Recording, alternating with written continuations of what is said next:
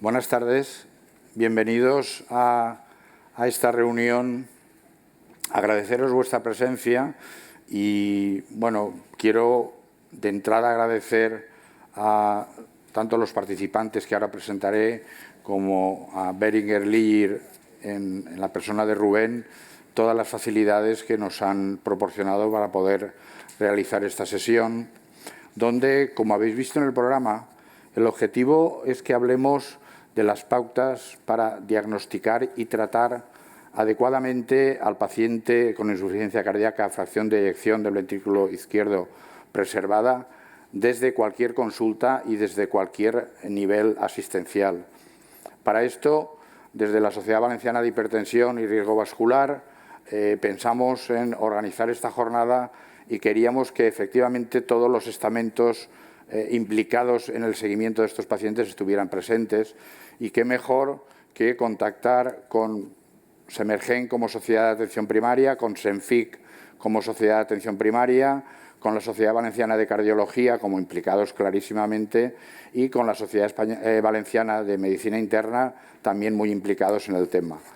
De ahí agradecer a los ponentes su aceptación, a las 4 sociedades su predisposición para colaborar con la nuestra y marcar estas pautas junto con vosotros, y simplemente quisiera presentar a los ponentes que van a plantear los temas a continuación durante esta tarde. Os recuerdo que ellos van a hacer una presentación que va a ser corta sobre temas fundamentales, y lo más importante es luego establecer un debate que introducirá Verónica Escudero, que es nefróloga, miembro de la Junta de la Sociedad Valenciana de Hipertensión, que introducirá con un caso clínico ejemplo para que nos hagamos una idea de cuál es la problemática de estos pacientes, y a partir de ahí lo más interesante de la reunión pensamos que sea el debate establecido con vuestras preguntas y, por supuesto, dar la bienvenida también a aquellos compañeros que están conectados online, muchas gracias también, y que también pueden lanzar sus preguntas a través de la plataforma con la que están viendo la sesión. Así que os animo a que una vez mis compañeros os comenten sus presentaciones, lancéis preguntas y aprovechemos que estamos aquí para resolver cualquier tipo de duda. Y sin más, quiero presentar a María José Rivas, médico de familia que trabaja en el Centro de Salud de la Bóvila de Vila-real, pertenece a Senfic, y nos comentará, por orientar un poco su charla, el por qué todos los especialistas debemos jugar un papel activo en la insuficiencia cardíaca. Tenemos también a Andrea Mendizábal, internista del Hospital de Sagunto, que nos hablará de cuál es la realidad de la insuficiencia cardíaca con la fracción de eyección de ventrículo izquierdo preservada. Ella viene desde la Sociedad Valenciana de Medicina Interna. Posteriormente está Inmaculada Cervera, mi compañera en la Junta de Semergen. Yo pertenezco a Semergen, además de la Valenciana de Hipertensión. Ella es la presidenta de la Junta Directiva. Trabaja en el Centro de Salud Tendetes de Valencia y se pregunta cómo beneficiaría al paciente, cómo beneficiar a este paciente con insuficiencia cardíaca desde nuestra posición de atención primaria. Y por último, y no el último, sino en igualdad de condiciones como todos, Lorenzo Facila, conocido por vosotros, cardiólogo, viene como miembro de la Sociedad Valenciana de Cardiología, trabaja en el Hospital General de Valencia y nos preguntará o se preguntará y hará que pensemos sobre cuánto hemos avanzado en los últimos años en el tratamiento de la insuficiencia cardíaca, con lo cual actualizará qué es lo que ha ocurrido en estos últimos años y cómo podemos afrontar a estos pacientes. Y sin más, doy paso a la primera ponente para que os haga la presentación, ¿de acuerdo? Muchas gracias y espero que lo paséis bien, disfrutemos y aprovechemos la sesión, ¿vale? Gracias, Paco. Como ha dicho Paco, soy María José Rivas, soy médico de familia, trabajo en el Centro de Salud de Vila-real, en la Bóvila de Vila-real, y pertenezco a la Sociedad Valenciana de Medicina de Familia, SOVANFIC. Voy a empezar.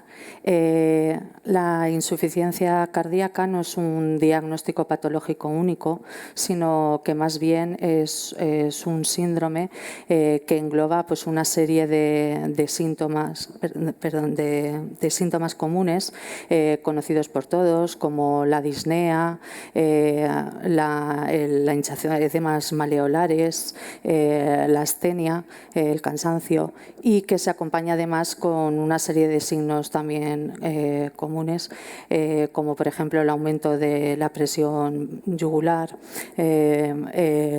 los crepitantes pulmonares y edemas periféricos. La insuficiencia cardíaca obedece a una alteración estructural y o funcional del corazón que lleva a un aumento de las presiones intracardíacas, que produce además pues, un gasto inadecuado, bien en reposo o durante el ejercicio. Vale. Son muchas las causas que pueden producir esta disfunción, pues bien sistólica o diastólica. Aquí tenemos la mayor parte, pueden ser bien o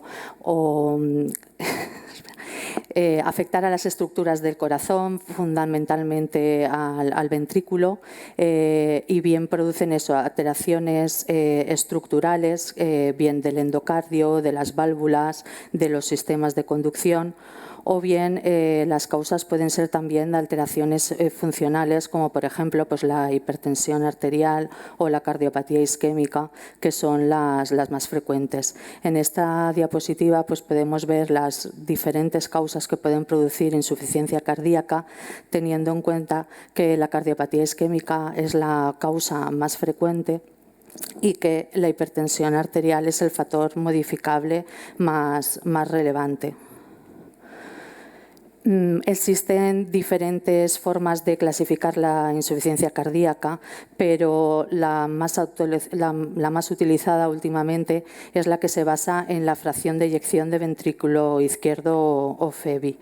Esta es la que más se utiliza últimamente, y aunque la medición de la fracción de eyección de ventrículo izquierdo pues puede tener variaciones que dependen bien del método de determinación del paciente o bien del propio observador, es la más utilizada por las diferentes guías clínicas para realizar sus recomendaciones y también la que más utilizan los diferentes estudios clínicos. Entonces, según esta clasificación, podemos dividir a la insuficiencia cardíaca en tres grupos. Por un lado, tenemos la insuficiencia cardíaca con fracción de eyección reducida, que engloba a los pacientes que tienen una fracción de eyección menor del ventrículo izquierdo menor del 40%. Existe una alteración de la contractilidad que produce un descenso del gasto cardíaco. Se suele acompañar de dilatación de cavidades. Su causa principal suele ser la cardiopatía isquémica.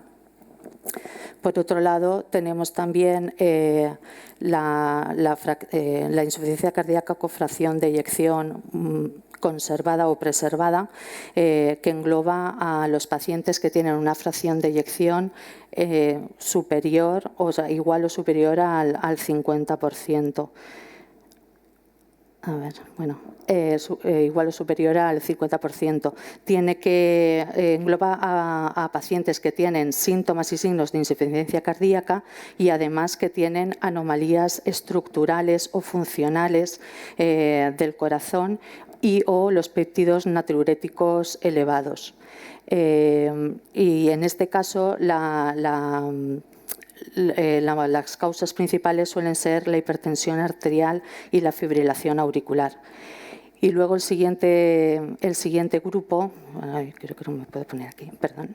Entonces, el siguiente grupo sería ya la insuficiencia cardíaca con fracción de eyección moderadamente reducida. Estamos hablando ya de un grupo donde la fracción de eyección oscila entre el 40 y el 50%, entre el 40 y el 50%. Engloba normalmente, aquí suele combinar un poquito una leve disfunción sistólica y también se suele acompañar también de disfunción diastólica. Y engloba muchas veces a pacientes en transición desde cualquiera de las anteriores grupos. Por ejemplo, pues pueden ser pacientes que tienen una fracción de eyección menor del 40% y que han mejorado en esa fracción, o bien pacientes que tenían una fracción de eyección preservada y, sin embargo, se han deteriorado progresivamente. En este grupo todavía hay mucha incertidumbre en cuanto a su manejo, tanto en el tratamiento, en el seguimiento y en el pronóstico, y también es uno de los campos de investigación abiertos. La insuficiencia cardíaca es un problema de salud, de salud pública importante. Suele afectar al 1 o 2% de los pacientes de población adulta en los países desarrollados, y además esta prevalencia aumenta con la edad. De hecho, en mayores de 70 años suele ser la prevalencia, ya aumenta en torno al 10%, y esto se debe al aumento de la expectativa de vida y a la mayor supervivencia que tienen los pacientes con cardiopatías en general. Además, es la primera causa de hospitalización en mayores de 65 años en España. Esto supone un 3% del gasto sanitario, del total de ingresos hospitalarios, y supone un 1,5 al 2% del gasto sanitario total. Y sobre todo esto es por gasto hospitalario. La insuficiencia cardíaca es una enfermedad de curso progresivo y de curso letal, que va asociado al deterioro de la función cardíaca. Esto hace que poco a poco la calidad del paciente, la calidad de vida, vaya empeorando significativamente. Normalmente la tasa de mortalidad está en torno al 65% a partir de los 5 años del diagnóstico, y normalmente el fallecimiento suele ocurrir por un fallo de bomba o por arritmias cardíacas. Normalmente, además, se estima que la tasa de ingreso hospitalario, que a lo largo de, una vez hecho el diagnóstico en los pacientes de insuficiencia cardíaca, el promedio de hospitalizaciones suele ser de 1 al año. Según los datos del INE en 2017, se estimaba que había unos 122.000 fallecimientos por causas cardiovasculares en 2017. Y eso suponía un aumento del 2,2% respecto al total de defunciones por esas causas que había habido en 2016. Sin embargo, sí que es cierto que se ve un descenso progresivo a lo largo de los años en el fallecimiento por las causas, por enfermedades cardiovasculares. Sin embargo, el total de muertes por insuficiencia, por causas cardiovasculares, está en torno al 28%, por delante, por ejemplo, de las causas por neoplasia, que están en torno al 27%, o enfermedades respiratorias, que son el 10%. O sea que realmente es la primera causa de muerte en nuestro país. Entonces, porque existen varios factores por los que vemos que la tasa de mortalidad por insuficiencia cardíaca no ha descendido a lo largo de los años, como sí que se ha visto un descenso en los últimos años de la muerte por enfermedades cerebrovasculares, por ejemplo, o el infarto agudo de miocardio. Entonces, ¿por qué no ocurre esto con la insuficiencia cardíaca? Perdón, se ha apagado. Vale. Pues esto ocurre, por un lado, por las comorbilidades asociadas, que es principalmente la edad, insuficiencia renal y enfermedades pulmonares, bien porque no hay tratamientos que mejoren el pronóstico de la insuficiencia cardíaca con la fracción de eyección conservada hasta ahora, porque lo que sí que se ha visto es que ha habido una mejora en la supervivencia, pero en los pacientes con la fracción de eyección reducida, y luego por factores organizativos del sistema sanitario, porque así como sí que ha habido una mejora en la atención de la insuficiencia cardíaca, deberíamos, como es una enfermedad muy prevalente, se debería tender a un modelo centrado en unidades multidisciplinares con presencia de la atención primaria. Además, la importancia de la carga de la insuficiencia cardíaca, su relevancia en cuanto a patología que tiene, sobre todo viene dada porque se suele asociar a muchas comorbilidades. El 40% de los pacientes con insuficiencia cardíaca tienen a lo mejor 5 comorbilidades o más, y todo esto hace que agrava la patología de estas personas. Puede provocar la insuficiencia cardíaca y además también provoca un empeoramiento de su pronóstico. ¿Y qué diferencia tenemos, por ejemplo, respecto a los pacientes con insuficiencia cardíaca con fracción de eyección preservada respecto a los de fracción de eyección reducida? Pues que la mayor parte, los de fracción de eyección preservada, son en su mayoría de edad avanzada y también en su mayoría mujeres. Vemos además que también estos pacientes tienen más comorbilidades con respecto a los pacientes con fracción de eyección reducida. Además, vemos que la proporción de hospitalización en los pacientes con fracción de eyección preservada es mucho mayor que en los pacientes con fracción de eyección reducida. Precisamente, además, esos ingresos hospitalarios suelen producirse por estas comorbilidades que hay.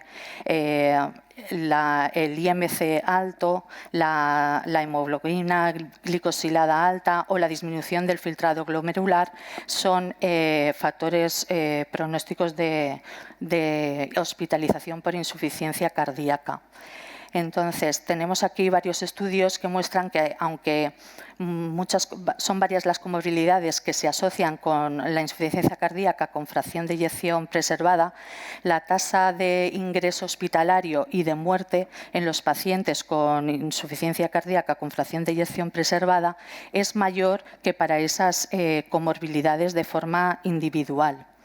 También vemos una diferencia que hay entre los pacientes con fracción de eyección reducida y los de preservada, es que la mayor parte, en general, y esto también lo cumplen los pacientes con fracción de eyección reducida, la muerte se produce por causa cardiovascular en torno a un 80-85%. Sin embargo, los pacientes con fracción de eyección preservada, en este caso la muerte por causa cardiovascular está en torno a un 59% y cobra protagonismo también la muerte por causa no cardiovascular, que está en torno a un 20-30%, ya bien por enfermedades renales, por infecciones, por sepsis, por neoplasias o incluso por enfermedades respiratorias. Y ya para finalizar, decir que respecto a los pacientes con fracción de eyección preservada, la Sociedad Europea de Cardiología, en su guía de recomendaciones publicada en 2021, sí que hablaba que ante la falta hasta el momento de medicamentos y fármacos que pudieran mejorar el pronóstico de estos pacientes, se recomendaba el tratamiento con diuréticos para controlar los síntomas congestivos y preferentemente diuréticos de ASA, aunque también es cierto que las tiazidas pueden ayudar a controlar lo que es la hipertensión. El control del peso y la mejora del ejercicio también pueden ser útiles para para mejorar la vida en estos pacientes, sobre todo en pacientes apropiados. Y sobre todo hace hincapié en que tenemos que tratar las comorbilidades de estos pacientes y los factores de las causas en estos pacientes con fracción de eyección preservada para mejorar su pronóstico y su evolución. Y ya, pues, muchas gracias.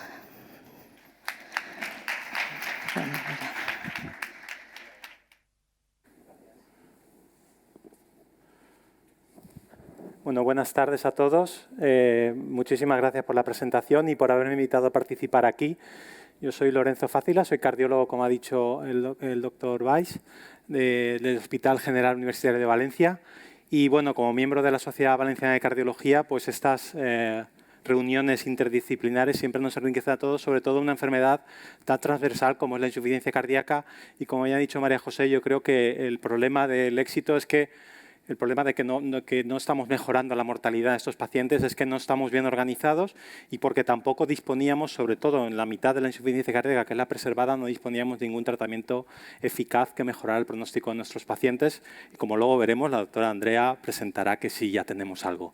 Entonces, mi parte era un poco qué hemos aprendido, qué tenemos hasta ahora en el manejo de la insuficiencia cardíaca. Sobre todo vamos a hablar un poco de los criterios diagnósticos de insuficiencia cardíaca que han variado un poquito en los últimos años y vamos a hablar fundamentalmente, porque voy a dejar la parte de preservada a mi compañera, voy a hablar prácticamente de los avances terapéuticos en insuficiencia cardíaca con fracción de eyección reducida, que recordar que es el 50% aproximadamente de la insuficiencia cardíaca que vemos o que tratamos en nuestra práctica diaria. Ese 50% de esa insuficiencia cardíaca pues muchas veces se debe a patologías importantes como un infarto agudo de miocardio u otras alteraciones valvulares que al final producen alteraciones de la función sistólica. Y luego la preservada, que es ese otro 50%, se asocia más a otras comorbilidades y por tanto es un poco más complejo a la hora de su manejo y por ello los resultados en cuanto a los ensayos clínicos no nos habían salido positivos hasta este último que luego se comentará. ¿Qué hemos avanzado? Un poco en cuanto al diagnóstico, tenemos unas claves diagnósticas de insuficiencia cardíaca que ya la ha avanzado previamente mi compañera en cuanto a síntomas y signos de insuficiencia cardíaca, que ya los ha descrito, y algo un poco novedoso en general es que teníamos hasta ahora y elevación de biomarcadores que son los péptidos natriuréticos y esto es algo importante, o datos objetivos de congestión fundamentalmente pulmonar que podemos verla incluso con una radiografía de tórax o con la ecocardiografía, que a veces nos tarda mucho en llegar, sobre todo a médicos de atención primaria o internistas, tarda bastante en llegar. Entonces, mientras tanto, tenemos que hacernos una composición de lugar de ese paciente que presenta síntomas y signos típicos de insuficiencia cardíaca y datos de congestión pulmonar y elevación de péptidos natriuréticos. Yo creo que pues blanco y en botella, probablemente la eco lo único que va a confirmar ese diagnóstico de presunción que tenemos. Y un poco esto ha variado poco, pero es importante tener en cuenta que no solo con los péptidos natriuréticos podemos llegar a un diagnóstico, sino también con datos de congestión pulmonar. Y los datos de congestión, en la radiografía de tórax también nos puede ayudar, o lo que está más de moda también últimamente, es la ecografía pulmonar, que nos ayuda también en servicios de urgencias o medicina interna, pues se utiliza, después del COVID se ha utilizado mucho la ecografía pulmonar y nos puede ayudar también a ver esos datos de congestión pulmonar. Sabéis que el péptido natriurético por debajo de 125 descarta el ProBNP, por debajo de 125 descarta insuficiencia cardíaca, es un marcador muy importante para descartar insuficiencia cardíaca. Ese paciente que viene con disnea, péptido por debajo de 125, esa disnea lo más probable es que no se da una insuficiencia cardíaca, y por encima de 125 pues puede ser por insuficiencia cardíaca o por otras causas. También en insuficiencia renal también se eleva el péptido natriurético y tenemos que tener en cuenta y valorar esa serie de circunstancias. Esto en cuanto a los criterios diagnósticos de insuficiencia cardíaca. Y luego también ya se ha avanzado que la insuficiencia cardíaca, como hemos comentado, se clasifica en dos grandes grupos si la clasificamos según la fracción de eyección. Y bueno, aunque las guías de práctica clínica dicen 3, que realmente son 3, pero yo me gustaría dar un mensaje claro de dos grupos. Un paciente con fracción de eyección preservada es aquel paciente que tiene una fracción por encima del 50%, como veis en la gráfica. Por encima del 50% o más, fracción de eyección preservada. Y por debajo del 50%, reducida. Y puede ser ligeramente reducida o ya reducida, como digamos, reducida de verdad, ¿no? Y la ligeramente reducida, quiero que os quedéis con el concepto de que tenemos ligera evidencia científica con el tratamiento para la reducida, y la evidencia científica más sólida la tenemos en el fracción de eyección por debajo del 40%. Entre el 40 y el 50% entramos en una zona gris, pero tenemos cierta evidencia, y las guías así lo manifiestan, que su tratamiento podría asemejarse al tratamiento de la fracción de eyección reducida. Por tanto, como mensaje simple es, por encima del 50 es preservada, por debajo del 50 es reducida. Entonces, si es reducida, probablemente tenemos que orientar el tratamiento a el tratamiento de la insuficiencia cardíaca con fracción de eyección reducida, que ahora un poco veremos en qué ha avanzado en estos últimos años. Esta gráfica ya la ha presentado también mi compañera, y yo la presento siempre diciendo, en cardiología no tenemos cánceres, pero la insuficiencia cardíaca es lo más parecido a un cáncer.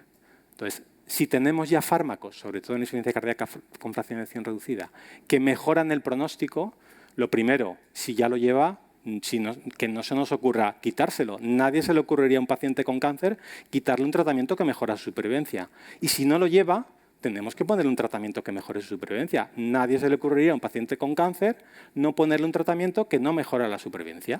Por tanto, de aquí también quiero que salga el mensaje de que si estos pacientes no los tratamos, al final van a acabar muriéndose, y ya he dicho los datos tan estremecedores de mortalidad y de reingreso que tenemos con insuficiencia cardíaca, que se asemejan al pronóstico de muchos cánceres. Fijaros, estos son datos de mortalidad, de supervivencia realmente, de pacientes con insuficiencia cardíaca que está en verde, y los pacientes con distintos tipos de cánceres, pues cáncer de ovario, cáncer de pulmón, cáncer de mama. Fijaros que el cáncer de mama, la supervivencia es bastante buena, pero el cáncer de pulmón y la insuficiencia cardíaca van a la par. Fijaros, tanto en hombres como en mujeres. Es decir, que la insuficiencia cardíaca es nuestro cáncer. Tenemos que tratar a nuestros pacientes de una manera intensiva con los fármacos que disponemos que mejoran la supervivencia. Estén bien o estén mal. ¿Se fatiguen o no se fatiguen? Eso de la estabilidad clínica, es que está estable, pues nada, pues no le aumentamos el tratamiento. No, hay que titular la dosis, etcétera. Estamos hablando con fracción de eyección reducida. Entonces, el mensaje que quiero que os quedéis, que en cardiología no tenemos cánceres, esto se asemeja al cáncer y tenemos que dar los tratamientos que mejoran la supervivencia en estos pacientes. ¿Y cuáles son los objetivos de los tratamientos que tenemos hoy por hoy para la insuficiencia cardíaca con fracción de eyección reducida? Pues el principal y todo es que el paciente no muera. Ese es el principal, que el paciente no reingrese, que el paciente mejore su estatus físico y que mejore su calidad de vida. Esas serían un poco las 4 patas de nuestros objetivos terapéuticos: que no se muera, que no ingrese, que mejore su estatus físico y que mejore su calidad de vida. Y para eso tenemos la suerte en los últimos años, aparte del tratamiento que ya teníamos con betabloqueantes, inhibidores del sistema renin-angiotensina, antagonistas de mineralocorticoides, los ISGLT2, primero con el estudio DAPA-HF, sabéis que los ISGLT2 nacieron como tratamiento para la diabetes, pero han dado un poco un vuelco y se ha visto que también en insuficiencia cardíaca con fracción de eyección reducida mejoran todos estos parámetros que os he dicho que son los importantes para mejorar el pronóstico de nuestros pacientes, tanto la muerte cardiovascular o empeoramiento de la insuficiencia cardíaca, muerte cardiovascular, hospitalización por insuficiencia cardíaca y mejoría de hospitalizaciones por insuficiencia cardíaca, tanto la dapaglifosina con el DAPA-HF como la empaglifosina con el Emperoriduz, que son datos muy similares, muy parecidos unos con otros. Quiero decir que probablemente hay un efecto de clase de los SGLT2 en este contexto de estos pacientes. Luego podemos optar por unos u otros y lo más importante es saber que esto incurre en todos los factores importantes que van a mejorar la supervivencia de nuestros pacientes con insuficiencia cardíaca y fracción de eyección reducida. Y no solo eso, sino también aquí tenemos a una nefróloga que no solo van a mejorar la función cardíaca o la insuficiencia cardíaca, sino también la insuficiencia renal que acontece en estos pacientes y que es un factor pronóstico fundamental para que estos pacientes mejoren. Y se ha visto unos resultados espectaculares también en el paciente con enfermedad renal, que va muy cogido de la mano con la enfermedad, la insuficiencia cardíaca. Ya sabéis que últimamente las unidades cardiorrenales, porque son pacientes complejos que tienen fracción de eyección reducida, insuficiencia cardíaca, infiltrado alterado, es decir, son pacientes muy complejos que con estos fármacos atajamos por ambas partes este problema. por tanto, tenemos para la insuficiencia cardíaca con fracción de eyección reducida, ya lo he adelantado un poquito antes, 4 fármacos que mejoran esos datos pronósticos que os he dicho antes: mortalidad, hospitalización por insuficiencia cardíaca, mejoran calidad de vida y mejoran funcionalismo de estos pacientes. Y esos 4 pilares son los que no debemos de negárselos a los pacientes con insuficiencia cardíaca con fracción de eyección reducida. Y estos son los inhibidores del sistema renina-angiotensina, los betabloqueantes, antagonistas mineralocorticoides y los SGLT2. Son los fármacos principales que deben de llevar todos los pacientes con insuficiencia cardíaca y fracción de eyección reducida, porque es nuestro cáncer y si no hacemos algo por ellos, al final acabará con esa gráfica que hemos visto tan maléfica que vemos ahí. Y eso, todos los pacientes, eso es el algoritmo de las guías de práctica clínica para esos 4 fármacos y posteriormente, dependiendo pues, las características de los pacientes, podemos añadir otro tipo de fármacos, pues, ivabradina, vericiguat, etcétera, etcétera, pero fijaros que el inicio son esos 4 pilares de tratamiento que debemos de implementar. Y eso se ha visto que si somos insistentes e intentamos conseguir que nuestros pacientes lleven esos 4 pilares de tratamiento, y eso es un estudio muy interesante publicado en Lancet 2020, mejora la supervivencia, un tratamiento intensivo, es decir, intentando que esos pacientes lleguen a llevar los 4 fármacos, los 4 pilares, frente a un tratamiento más laxo, de que no llegan a dosis máximas toleradas o que no llevan el tratamiento con SGLT2, que son los más novedosos, o con sacubitril/valsartán, hay una mejora, si conseguimos que lleguen los 4 pilares, de 6 años de supervivencia. Si mañana apareciera un fármaco para el cáncer que mejorara la supervivencia 6 años para el cáncer de pulmón, pues imaginaros los periódicos cómo se pondrían. Pues esto lo tenemos hoy en día en nuestro quehacer diario.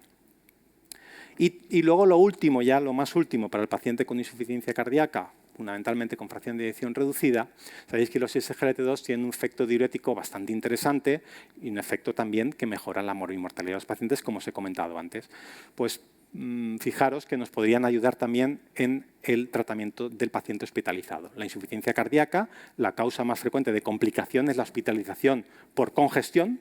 Normalmente el paciente se descompensa con aumento de congestión, por tanto los SGLT2 en el contexto agudo de descompensación también nos podrían ayudar teóricamente. Y para eso se ha publicado un estudio que es el EMPULSE, que demuestra también, con todas las limitaciones que tienen los estudios en insuficiencia cardíaca aguda, que no tenemos una evidencia sólida en nada, pero bueno, este estudio pues, mejora también el beneficio clínico en un 36%, del manejo de los pacientes con empagliflozina en insuficiencia cardíaca aguda frente al manejo de los pacientes con placebo en este ensayo clínico, porque en insuficiencia cardíaca aguda todavía no disponíamos de ningún fármaco.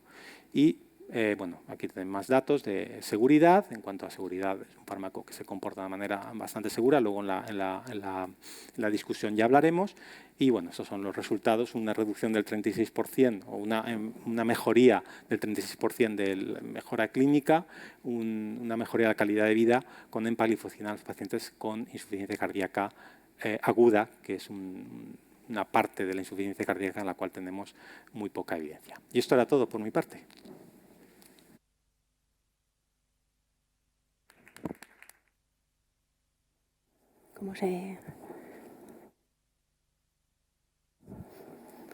Bueno, buenas tardes a todos. Yo soy Andrea Mendizábal del Hospital de Sagunto y venía a comentaros, a hablar un poquito brevemente de cuál es la realidad de la IC con FEVI preservada. Y la realidad es esta. Sabemos que la primera causa de hospitalización en pacientes mayores de 65 años es la insuficiencia cardíaca y casi el 50% de los pacientes que están hospitalizados en nuestros hospitales tienen una FEVI preservada y que se mueren igual que los pacientes con FEVI reducida.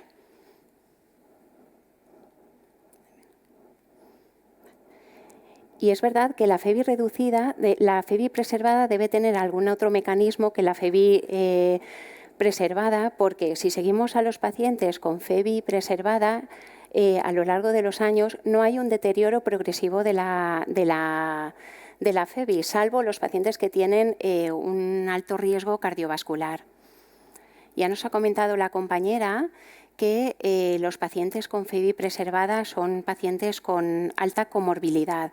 La obesidad, la diabetes, la hipertensión pulmonar, hipertensión arterial, la fibrilación auricular, son comorbilidades que están presentes antes de la aparición del síndrome clínico de la FEIBI preservada. Van a hacer una situación de inflamación sistémica que va a llevar a alteraciones cardiometabólicas, endoteliales y alteraciones a nivel cardíaco que nos va a llevar a este síndrome clínico.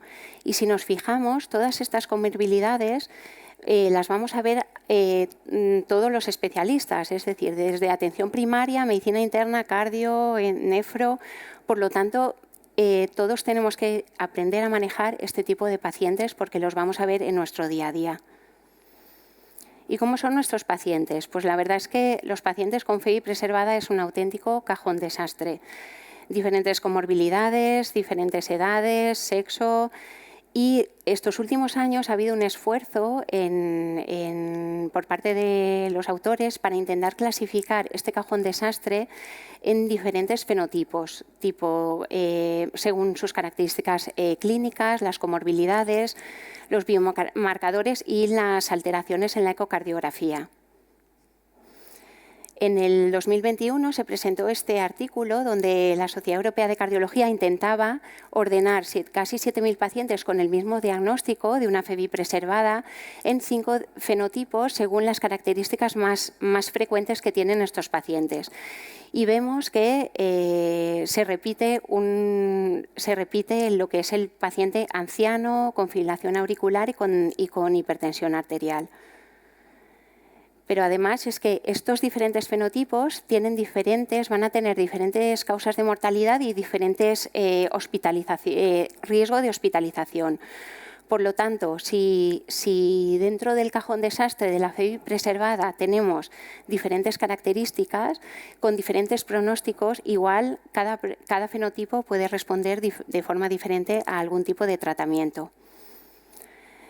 También otros autores cogieron el análisis del TOPCAT, que era un amplio estudio de espironolactona en FEIBI preservada, e intentaron ver donde tenían marcadores, tenían datos de ecocardiografía, e intentaron separar este perfil, estos pacientes, en 3 diferentes fenotipos.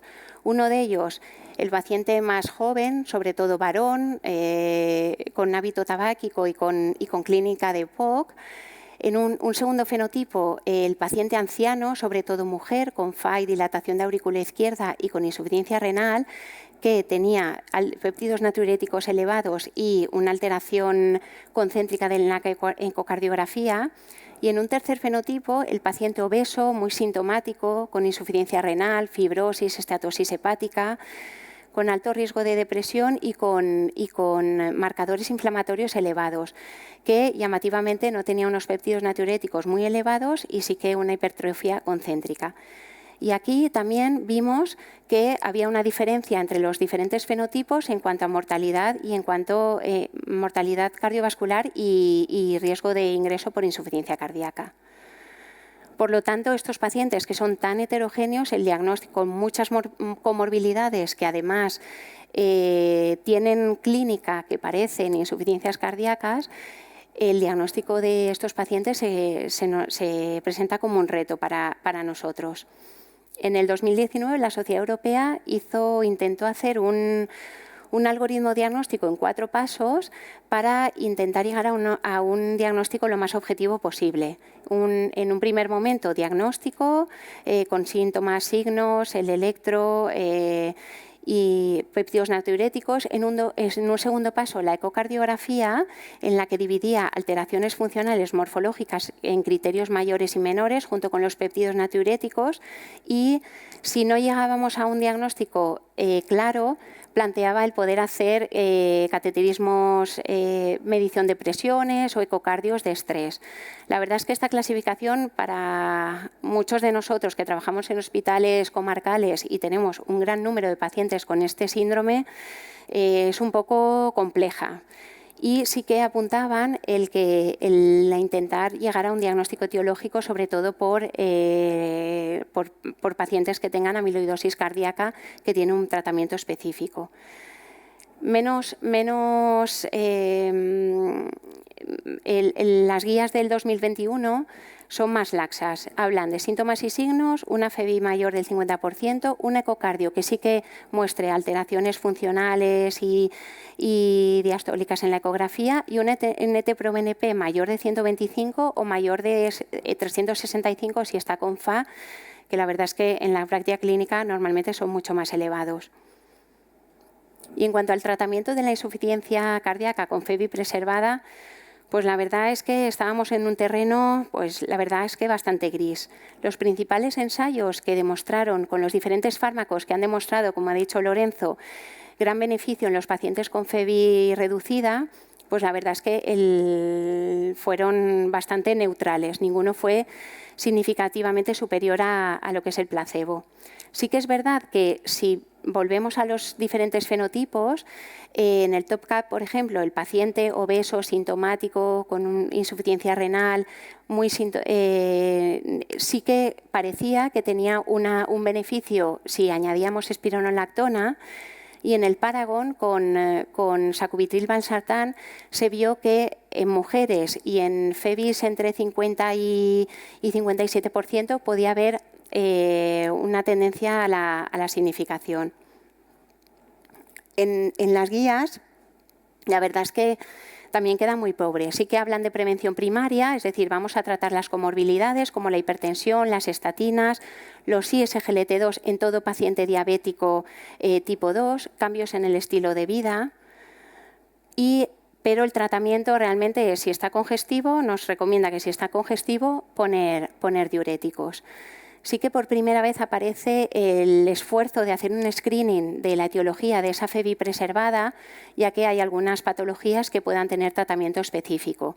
Y apunta un poco algunos signos de alarma para proseguir un estudio con resonancia, con gammagrafía, etcétera, en este tipo de pacientes que hablan de las red flags, ¿no? Que nos salte la alarma de que si tenemos un paciente como esto hay que seguir. Hasta unas horas después de presentar la guía en ese congreso, aparece el Emperor Preserve, que es un estudio en fase 3, donde se aleatorizaba a pacientes con FEVIs mayores de 40% a usar empagliflozina o placebo durante 26 meses. El endpoint primario era muerte cardiovascular o hospitalización por insuficiencia cardíaca.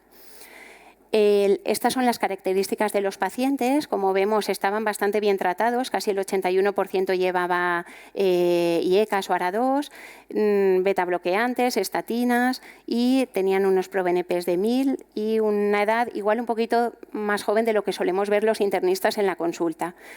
Pero aún así los resultados, la verdad es que fueron llamativos y muy esperanzadores, o por lo menos el endpoint primario se redujo casi un 21%, el riesgo de muerte cardiovascular o hospitalización por insuficiencia cardíaca, sobre todo a expensas de las hospitalizaciones. Pero no olvidemos que las hospitalizaciones por insuficiencia cardíaca preservada suponen casi el 60% de lo que nos cuesta esta enfermedad. Además, en los endpoints secundarios también hubo una disminución del riesgo del primer evento de insuficiencia cardíaca o recurrencia, y hubo un enlentecimiento en el deterioro de la función renal. Estos resultados tan llamativos se mantuvieron tanto en pacientes con diabetes como pacientes sin diabetes. Y se prueban también en los pacientes con realmente FEVI preservada, es decir, los pacientes con FEVI mayor del 50% tienen una disminución del riesgo del 17% del endpoint primario. Aquí vemos también, como hemos aprendido con los diabéticos, al inicio del uso de empagliflozina sí que hay un deterioro de la función renal que progresivamente se va mejorando hasta enlentecer el descenso del filtrado glomerular. Y los eventos adversos en el Emperor Preserve, la verdad es que ninguno fue estadísticamente significativo, y realmente son los de nuestra práctica diaria, un poco de hipotensión y infecciones urinarias o genitales. Como ha comentado Lorenzo, recientemente se ha publicado el EMPULS, que tenía casi un tercio de pacientes con FEBI preservada y se vio que cuando el paciente estaba estable con insuficiencia cardíaca aguda en tratamiento con diurético intravenoso, mantenía el beneficio clínico y disminuía el riesgo de un 35%. Por lo tanto, en la familia de los ISGLT2, la empagliflozina es el primer fármaco que ha demostrado un beneficio en todo el espectro de la FEBI, en espera del estudio de LIBERI con dapagliflozina que saldrá recientemente. Y, por lo tanto, la empagliflozina es el primer tratamiento que ha demostrado un beneficio, además del tratamiento de las comorbilidades en la FEBI preservada. Es una dosis, no precisa ajuste. En principio hemos visto que es seguro y tenemos la experiencia de los pacientes diabéticos que hemos tratado y con un beneficio precoz, ya que las curvas empiezan a separarse a partir del 18 día del uso. Ofrece una protección renal y en los pacientes no diabéticos se pueden empezar a usar con un filtrado mayor de 20 mililitros por minuto. Es coste efectivo ya que disminuye las hospitalizaciones y es fácil de iniciar tanto desde la hospitalización como desde consultas de atención primaria. Por lo tanto, para concluir, la FEBI preservada es un grupo muy heterogéneo con diferentes pronósticos. Es importante llegar a un diagnóstico objetivo basado en la clínica, en los NT-proBNP y en la ecocardiografía y la búsqueda de causas etiológicas cuando tengamos signos de alarma. Hacer un esfuerzo en identificar y tratar las comorbilidades tanto en prevención primaria como en prevención secundaria. Y la empagliflozina es el primer fármaco que ha demostrado un beneficio reduciendo el riesgo de hospitalización y muerte cardiovascular, además de protección renal y mejoría de la calidad de vida. Tiene un beneficio precoz, buen perfil de seguridad, es sencillo de iniciar y útil en todo el espectro de la FEBI. Muchas gracias.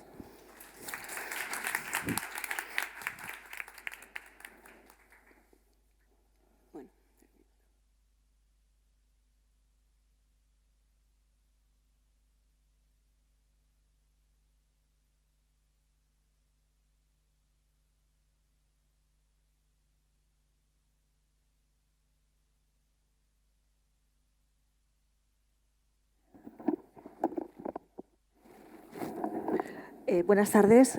En primer lugar, agradecer a Paco Valls, su amable invitación y permitirme compartir esta tarde con todos vosotros y con todos los compañeros. Pues bueno, yo soy Inmaculada Cervera, soy médico de familia y quería hablar desde la figura de un médico de familia que está en la consulta en plena pandemia, pospandemia, COVID, y que tenemos un problema con nuestros pacientes crónicos, con nuestras visitas presenciales y con toda esta evidencia científica que ha surgido alrededor de la insuficiencia cardíaca y que no nos ha acabado de llegar a nosotros de una forma bastante clara. Yo han hablado de la historia de la enfermedad, qué prevalencia tenemos en población mayor de 18 años, cuál es la incidencia en nuestros cupos. Cada año van a venir 4 o 5 pacientes nuevos con una insuficiencia cardíaca, los diagnostiquemos o no los diagnostiquemos, pero van a estar ahí.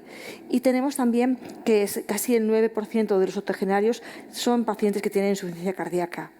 ¿Esto por qué lo pongo en relieve? Porque hay que ir a por ella.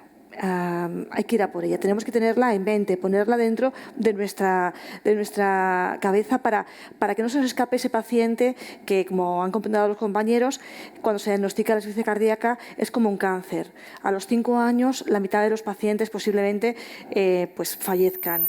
Y esto está ocurriendo sobre todo hace 15 años.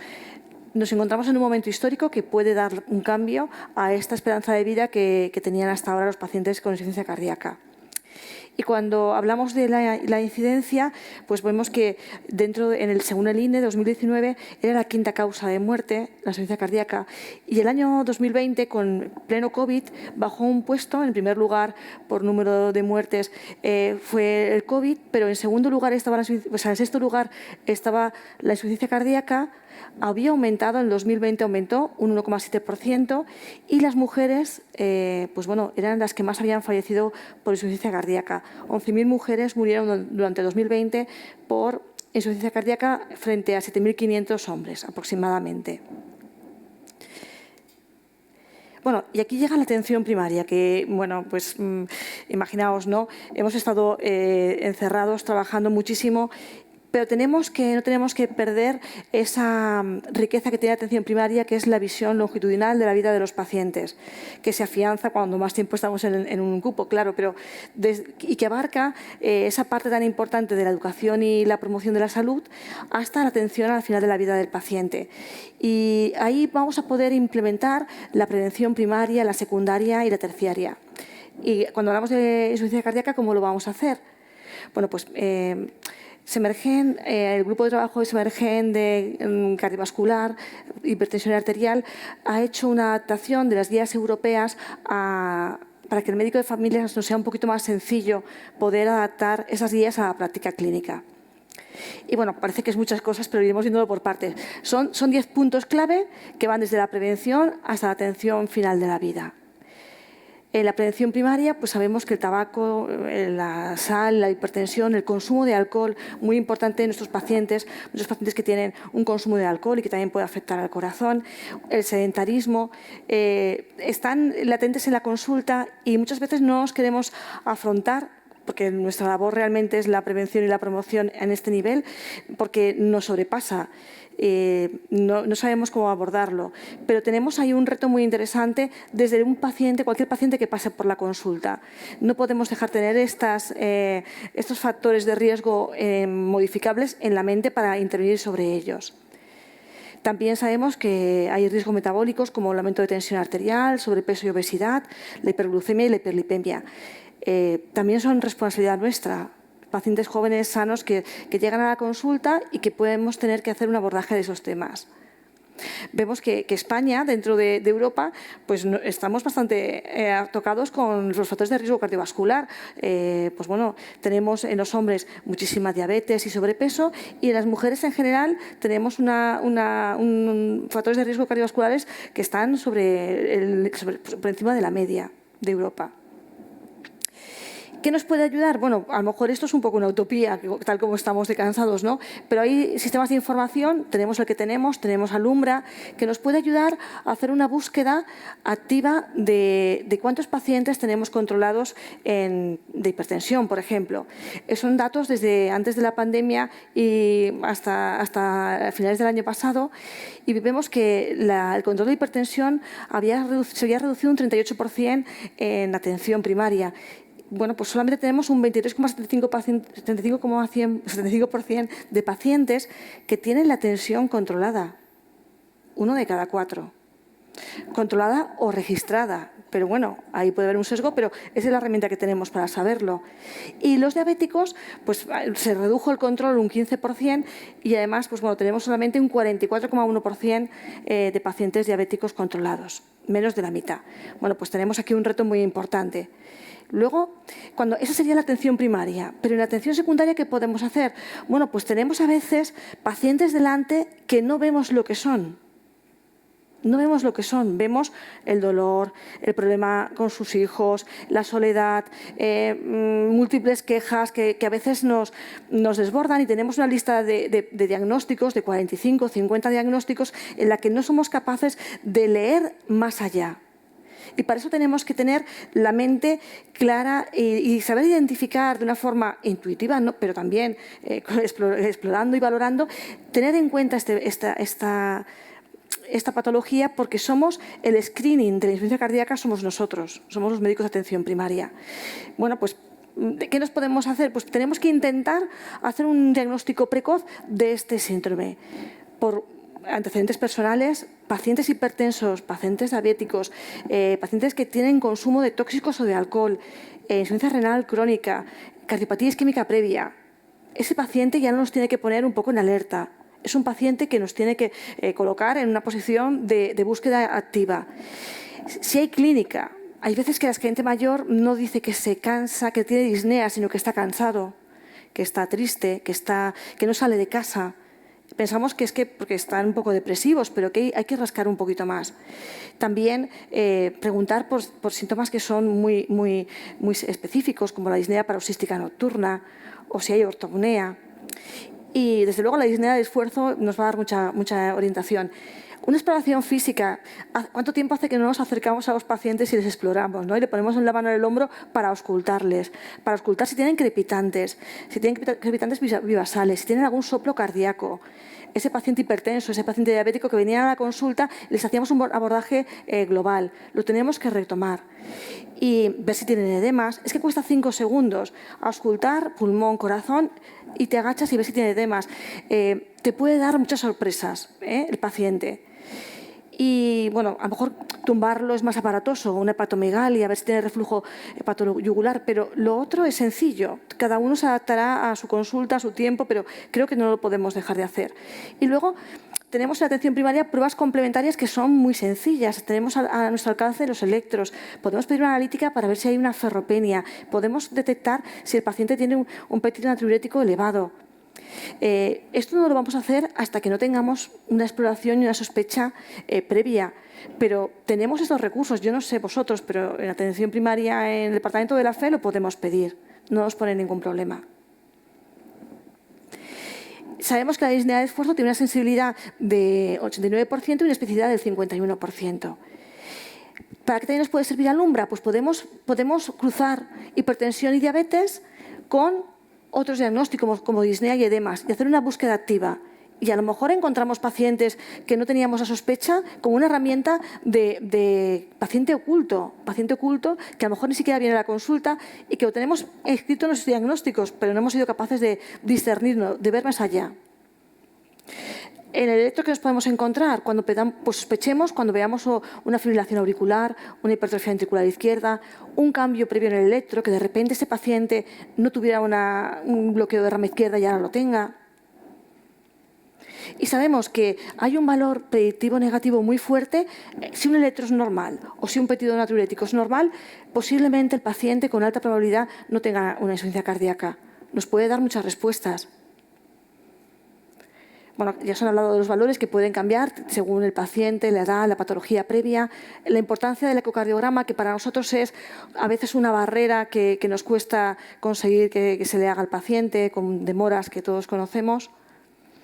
Y hay preguntas sencillas sobre el estadio funcional del paciente previo, explorar si hay signos precoces de descompensación, si tiene que tomar más diuréticos, si ha tenido algún ingreso en el hospital o si hay un cambio en los valores de los péptidos natriuréticos. Son 5 ítems que nos pueden ayudar a detectar si hay una progresión grave de la insuficiencia cardíaca y que ahí podemos buscar la alianza con la enfermería. Lo hacen los cardiólogos, pero también lo podemos hacer, introducirlo con nuestras enfermeras. Que a un paciente, igual que veían los hipertensos o los diabéticos, que haya una agenda de enfermería compartida con el médico de insuficiencia cardíaca. Y aquí podemos hacer la búsqueda en la prevención terciaria de insuficiencia cardíaca y, por ejemplo, edema agudo de pulmón. Es que sabemos que un paciente que se ha descompensado está en situación grave. Es un paciente que tenemos que vigilarlo estrechamente porque la posibilidad de que se descompense a los pocos días del alta es muy alta, es probable. Ahí enfermería tiene que estar también ayudándonos para los domicilios. Y luego, pues hemos hablado ya de tratamiento, sabemos ya cuáles son, no voy a insistir en ello. ¿Cómo se titula? Esto a lo mejor en atención primaria nos da un poquito de miedo, porque ahí se hipotensa mucho el paciente y si el betabloqueante, ¿hasta cuándo tengo que tirar? Sabemos que hay fármacos como los SGLT2 que no hay que titular, que se empieza con la dosis de inicio y se mantiene con pocos efectos secundarios, pero que luego los demás pues tendremos que ir subiéndolos poco a poco, si hay tolerancia. Han hablado ya del estudio Emperor, Preserve, que nos deja un poquito más de libertad en atención primaria para poder manejar al paciente sin necesidad de un ecocardio. Y estos pacientes son pacientes con comorbilidad, que tenemos también que saber que van a ir acompañados de muchas veces insuficiencia renal, de hipertensión, de anemia, pues pueden tener depresión, pueden tener una apnea del sueño, un EPOC. Tenemos que abordar a este paciente con toda su complejidad. O sea, hay estudios recientes que dicen que, aunque no hay anemias, hay una ferropenia con una ferritina por debajo de 100 o entre 100 y 300 con un índice de saturación transferrina por debajo del 20%, se benefician con el hierro intravenoso, que podemos acordar con el hospital para que se lo pongan al paciente. Y, bueno, pues educar al paciente no nos podemos olvidar. Yo creo que aquí tenemos la muestra, ¿no? El reto de trabajar de forma coordinada. Trabajar coordinada a todos los que estamos dentro de esta patología de una forma transversal, enfermería, atención primaria, cardiología. Y yo pondría, aunque no lo han puesto mis compañeros del grupo de trabajo, yo también pondría urgencias, porque hay ahí a veces un decalaje, el paciente que sale de urgencias de una alta rápida, que se ha hecho simplemente una deplección y que nosotros no nos enteramos, y cuando nos enteramos el paciente está descompensado. Tenemos que hacer rutas y que trabajen muy bien las transiciones para que el paciente, que es mayor y que a veces está solo, no se quede sin asistencia rápida una vez que ha dado un alta el compañero de urgencias. Hay que trabajar, la atención primaria estará más hacia la parte izquierda, cuando el paciente esté estable y no haya mucha congestión, cuando se estabilice a cardiología o con medicina interna o geriatría, según quien esté controlando al paciente. Aquí tenemos un poquito más detallado los algoritmos de trabajo. Os invito a que los leáis porque está muy interesante el trabajo. Y atención, no nos podemos olvidar que la atención al final de la vida, habrá algunos pacientes que mueran en el hospital, pero la mayoría van a morir en su casa. Esa atención que podemos dar de forma personalizada, tanto en el mundo rural como en el mundo más urbano, teniendo claro, habiendo hablado con el paciente, buscando sus alianzas, explicando a la familia lo que ocurre, cuáles son las expectativas que tiene, y calmando los síntomas, ¿no?, que tiene el paciente, si hace falta, usando una vía subcutánea, titulando poco a poco los fármacos. Yo creo que es como la medicina así más alquimia, ¿no?, pero que podemos, con las nuevas evidencias, beneficiar a muchos pacientes que yo he visto durante la pandemia. Ese 1,7% que han muerto más, yo los he visto y seguro que vosotros también los habéis visto en la consulta, que se han descompensado, que no han tenido la atención de calidad que se merecían y que, bueno, han hecho que tuviéramos una medicina pues muy centrada en vacunas, en asistencia del COVID y más alejada de estos pacientes, que hace falta que estemos cerca de ellos. Por último, como conclusiones, tener en cuenta los antecedentes de los pacientes, sus factores de riesgo y abordarlos desde el paciente joven hasta el paciente más mayor, hacer un diagnóstico precoz, ir por delante, somos el screening de la insuficiencia cardíaca a los médicos de atención primaria, saber que la ecocardiografía es una prueba excelente, que a veces no tenemos acceso a ella, pero hay más herramientas que nos pueden ayudar a manejar la incertidumbre. Tenemos que trabajar en rutas asistenciales todos los compañeros y aprovechar de unos sistemas de información que son deficientes, como os he dicho, pero que a veces trampeando y mejorándolos, por supuesto, podemos conseguir detectar esos pacientes ocultos, esos pacientes que están con patologías sin diagnosticar. Y bueno, pues muchas gracias a todos por vuestra atención.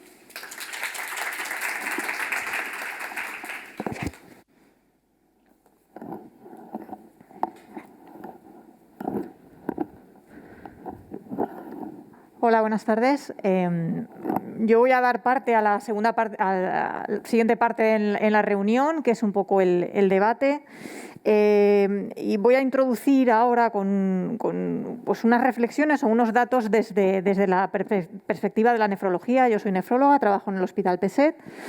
Y vamos a presentar un caso clínico para pues poder introducir o poder dar respuesta a la pregunta de cómo consigo en práctica clínica que ningún paciente con insuficiencia cardíaca con fracción de eyección preservada nos pase de largo. La enfermedad renal crónica, como ya se ha comentado, es una de las comorbilidades más prevalentes en los pacientes con insuficiencia cardíaca crónica. De tal forma que aproximadamente la mitad de los pacientes que podáis ver con este diagnóstico de insuficiencia cardíaca ya presentan algún grado de enfermedad renal. La relación entre ambas entidades, entre insuficiencia cardíaca y enfermedad, es una relación bidireccional, de tal forma que ambas entidades aceleran tanto la presentación como la progresión de la otra enfermedad. Son muchas veces enfermedades que comparten además comorbilidades y factores de riesgo una conforme a la otra. De tal forma que en los pacientes que podemos ver en una consulta con enfermedad renal, la incidencia de insuficiencia cardíaca de novo se puede situar alrededor del 20%. Hemos acuñado ya desde hace tiempo en un concepto que intenta abarcar o integrar a ambas entidades lo que venimos llamando como síndrome cardiorrenal, ¿no? Es el concepto que intenta abarcar aquel paciente en el que la afectación de uno de los dos órganos pues nos va a acabar afectando al otro tanto en situaciones agudas como en situaciones crónicas. Y además la enfermedad renal es más frecuente, además, en aquellos pacientes con insuficiencia cardíaca con fracción de eyección preservada comparada con los otros fenotipos de insuficiencia cardíaca. Y como ya se ha comentado, la enfermedad renal crónica, además, es un factor pronóstico independiente de mortalidad en insuficiencia cardíaca. Esto lo podemos ver aquí en este estudio. Es un estudio donde evalúan a los pacientes con insuficiencia cardíaca de novo y ven que comparado, si vemos las líneas más oscuras, la negra y la gris, son pacientes con insuficiencia cardíaca sin diabetes, sin enfermedad renal, o la línea gris, que es el paciente con insuficiencia cardíaca y con diabetes, pues veis como las líneas de arriba, que son la roja y la morada, son aquellos pacientes en los que tienen enfermedad renal con y sin diabetes. Y como veis, el pronóstico es peor tanto en hospitalización por causa cardiovascular, no cardiovascular, como por mortalidad. Y hablando del tema de péptidos, que hemos estado hablando en la primera parte de la reunión, ahora lo comentaremos en más profundidad, dado que son importantes a la hora de hacer el diagnóstico. Esta es una reciente publicación del grupo de Julio Núñez en el Hospital Clínico, donde pues se nos recuerda que la insuficiencia renal pues puede limitar el uso de los péptidos natriuréticos a la hora de hacer el diagnóstico de insuficiencia cardíaca, ya que, como veis en esta parte en verde, a este lado de aquí, la disfunción renal puede explicar hasta un 44% de la elevación de los péptidos natriuréticos, además de la edad y de la disfunción del ventrículo izquierdo. Y se introduce ya en los últimos años pues un nuevo marcador, que es el CA125, del que quizá podamos hablar ahora en el debate, que puede que sea un mejor marcador de congestión venosa, insuficiencia cardíaca derecha, insuficiencia cardíaca con fracción de eyección preservada, que no está influido tanto por factores de disfunción del lado izquierdo, sino más factores relacionados con la congestión, y que quizá en este tipo de pacientes, pues como puede ser el paciente renal, pues quizás ahí tengan un papel importante a la hora de usarlos en el diagnóstico. Esto es un caso clínico real de nuestras consultas de nefrología, en el que pues vamos a ver varios conceptos y a partir de ahí pues podemos empezar el debate. Este es un varón de 76 años que tiene antecedentes de hipertensión, tiene un sobrepeso, pero tiene una obesidad abdominal. Tiene una apnea del sueño, un síndrome de apnea del sueño, ya presenta datos de enfermedad renal crónica, el motivo por lo que nos lo derivan, una enfermedad renal crónica en estadio 3, con un filtrado glomerular alrededor de 40 mililitros minuto y con presencia de microalbuminuria. Este paciente, cuando llega a la consulta, lleva tratamiento con una estatina, tiene también dislipemia y con triple terapia antihipertensiva, incluyendo un diurético, en el que motiva que se tenga que suspender el diurético porque el paciente presenta tendencia a tener hipopotasemia, con lo que en principio el diurético se retira. El paciente aparentemente está bien, pero ya entrados en el periodo de pandemia, el paciente empieza con edema en miembros inferiores, que inicialmente parece que era un edema unilateral asociado a eritema en una de las piernas, que pues motiva que se descarte una trombosis venosa profunda, que se descarta, pero recibe una temporada, es un médico de atención primaria, pauta diurético de ASA, que solo recibe de forma temporal. Más adelante, el paciente pues ya presenta un evento isquémico, ingresa por ictus isquémico relacionado con una estenosis carotidia y donde se diagnostica también de una FA de duración indeterminada. Y ya más hacia la época en que estamos ahora, pues el paciente vuelve a presentar la clínica de edema distal y ya nos cuenta que tiene algo de ortopnea desde hacía tiempo.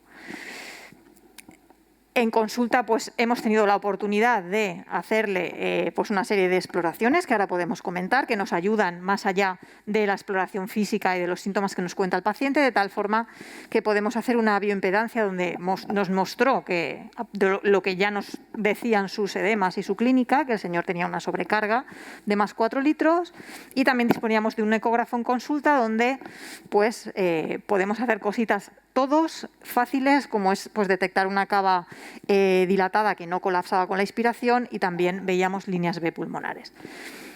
En ese contexto, y hecho para atrás, porque ahora comentaremos, aquí cuando hace el primer episodio de edema, el señor ya tenía unos péptidos elevados, pues aquí ya en este episodio pues seguimos viendo que los péptidos están elevados, y también le pedimos el marcador CA125 con el valor que veis en pantalla.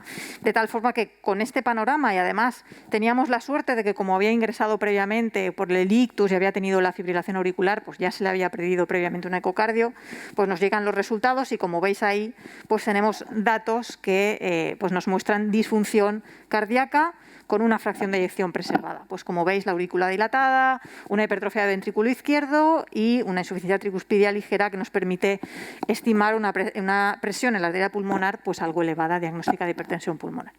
En este contexto, el paciente pues reinicia diuréticos, y pues a la vista de lo que estamos hablando y con un probable diagnóstico de insuficiencia cardíaca con fracción de eyección preservada, pues veremos cuándo podamos pautarle el inhibidor SGLT2. Pues bien, con este panorama y empezando, por ejemplo, con este caso clínico, me gustaría preguntar a la mesa y a los expertos si quizás en este paciente, que ha influido probablemente también su evolución, el tema de que estábamos en pandemia, de que se le veía menos físicamente a los pacientes, si quizás cuando hace ese primer episodio de edematización, que nos confundía un poquito el tema del eritema y tal, si igual ahí ya podíamos haber sospechado y haber tenido un poquito el diagnóstico más claro de la insuficiencia cardíaca. ¿Cómo teníamos que haber sospechado en ese momento, en este paciente con esas comorbilidades, y cómo tendríamos que haber hecho si hubiéramos sospechado o si sospechábamos ahí que había un diagnóstico de insuficiencia cardíaca? ¿Cuáles serían los pasos? ¿Cómo tendríamos que haber confirmado en ese momento, sin llegar a lo que hemos podido hacer al final, el tema de la insuficiencia cardíaca? ¿Qué podíamos haber hecho en ese momento? Andrea, por ejemplo. A ver, desde el principio el paciente llevaba tiacida, en principio por la hipertensión arterial, ¿no? Al suspender el diurético y que el paciente empiece a congestionarse, realmente puede ser una TVP, pero nos tiene que hacer sospechar ya en la analítica, que podemos pedir todos, tanto desde atención primaria como desde consultas o eso, pedir un NT-proBNP que ya nos sale bastante elevado, de 1400. El uso de, si ese paciente está congestionado y el uso de diuréticos, y que en principio mejora, porque me imagino que si lo habrán puesto temporal es porque realmente va mejor y entonces ya se lo retiramos, pero realmente no estamos tratando nada. Ahora el acceso a las ecocardio pequeñitas, de estas de bolsillo y eso, también permite un poco hacer en la propia consulta, pues ver si tiene un poquito de derrame pleural, o bien la cava, que se puede ver fácilmente si está dilatada. Y lo que nos faltaría aquí es el acceso a hacer una ecocardio un poco reglada por parte de cardiología, pero es verdad que esto, por lo menos en nuestro hospital, es difícil.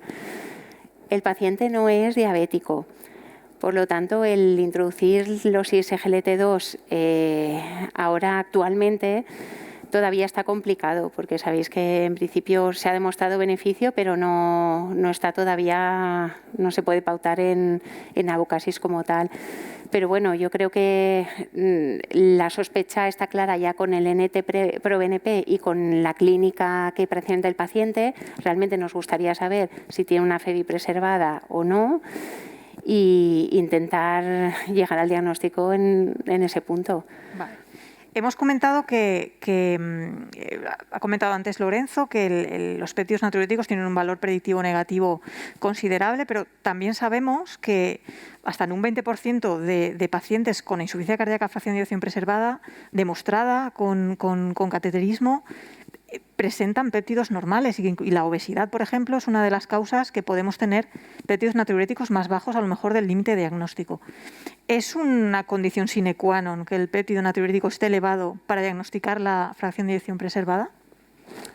Es un dato muy importante, es decir, sí que es verdad que pueden no estar muy elevados, pero el punto de corte de 125 es un punto de corte bastante excluyente, es decir, menos de 125 es muy raro que tengamos un paciente con insuficiencia cardíaca que se nos escape. Puede ocurrir porque en medicina nunca es todo 100%, pero lo más probable es que no. Si cogemos a lo mejor 300, quizás ahí sí que entre el 125 y 300 sí que tengamos pacientes que tengan insuficiencia cardíaca y a lo mejor si no consideramos que está descompensado de manera aguda, pues consideremos que es un péptido dentro de la normalidad.